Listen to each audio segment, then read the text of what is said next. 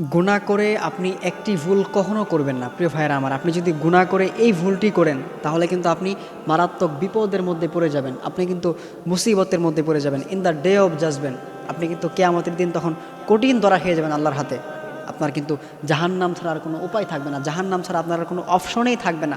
আমাদের সমাজে অনেকেই আছেন, অনেক ভাইরা আছেন, অনেক বোনেরা আছেন যারা গুনাহ করে মানুষকে বলে বেড়ায়।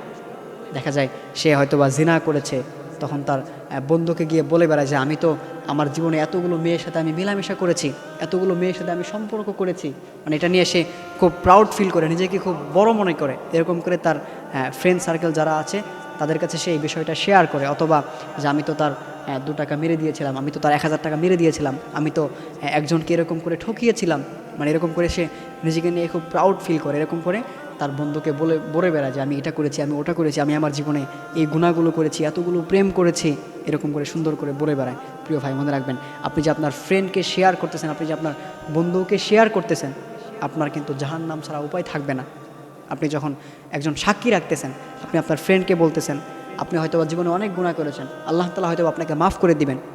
কাল হাসরের দিন আপনি যখন আল্লাহ তাআলার কাছে দাঁড়াবেন, তখন আল্লাহ তাআলা আপনাকে যখন জান্নাতি ঘোষণা করবেন, তখন আপনার ফ্রেন্ড আপনার পাশে দাঁড়িয়ে বলবে যে আল্লাহ, ও জান্নাতি কি করে হয়, ও তো জাহান্নামী, আপনি ওরে কি করে জান্নাতে দিচ্ছেন, ও কি করে জান্নাতে যায়, হাউ ইজ আ পসিবল, আপনি ওকে কি করে জান্নাতে দিচ্ছেন, ও দুনিয়াতে আমার সাথে এতগুলো গুনাহ করেছে, সে জিনা করেছে, ব্যভিচার করেছে, সে এতগুলো হক মেরে খেয়েছে, এরকম করে অনেক গুনাহ করেছে, সে আমার সাথে এগুলো শেয়ার করেছে, আর সে এতগুলো গুনাহ করার পর আপনি তাকে জান্নাতে দিচ্ছেন, এটা কি করে? সেদিন আল্লাহ তাআলার কাছে এরকম করে আপনার যে গুনাহগুলো সে প্রকাশ করে দিবে। তখন কিন্তু আপনার জাহান্নাম ছাড়া আর কোনো উপায় থাকবে না। কিন্তু আপনি গুনাহ করার পরে আপনি যদি আল্লাহ তাআলার কাছে বলেন যে আল্লাহ, আপনি কাউকে বললেন না, কাউকে না বলে আপনি আল্লাহর কাছে শেয়ার করলেন যে আল্লাহ, আমি জীবনে অনেক গুনাহ করেছি, আপনি আমাকে মাফ করে দেন, আপনি আল্লাহর কাছে তাওবাতান নাসুহা করলেন।